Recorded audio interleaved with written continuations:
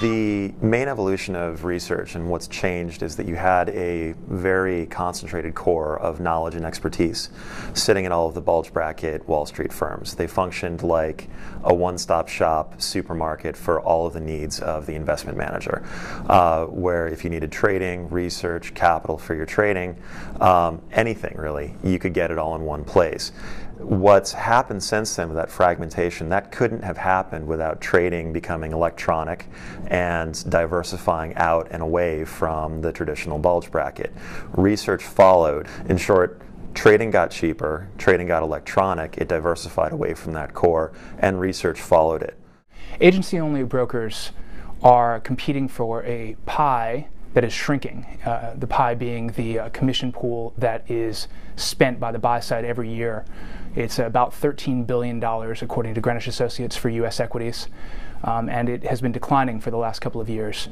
And there's been intense competition from the bulge bracket, and so agency brokers, in order to compete, need to provide more services to the buy side in order to justify getting their fair share of the pie. And so some of these services could be corporate access, it could be equity research.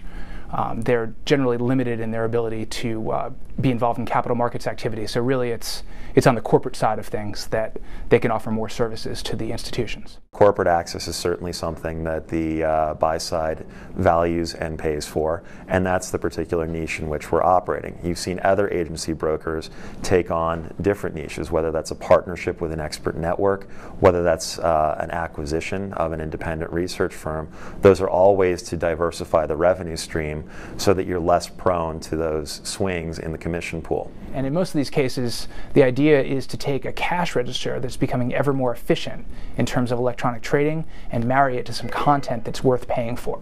ITG has always prided itself on providing our clients with insights grounded in data.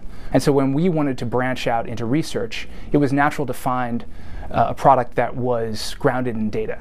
Majestic Research, which we acquired in late 2010, is a provider of insights grounded in data. They don't issue buy, sell, hold recommendations on stock. What they do is data analysis and mining. We've spoken to a lot of IROs who definitely have noticed that it's not just the bulge bracket banks who want research from them anymore.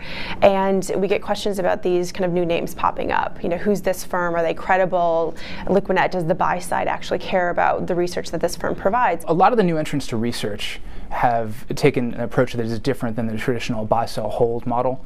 And I think the reason is simply that it's a very crowded field.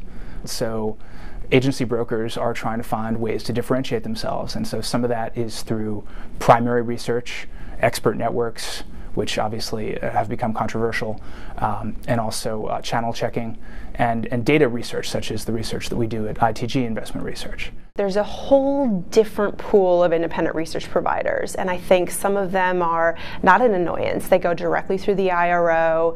They, follow those protocols. I think then it's a benefit to the company because, frankly, it's additional coverage on that company.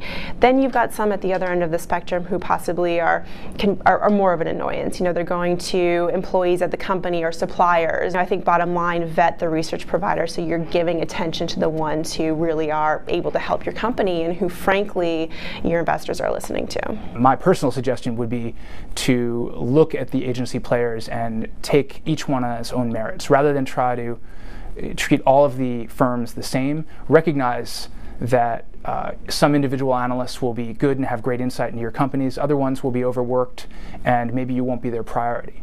And so you really have to be judicious in how much time and attention you pay to agency brokers.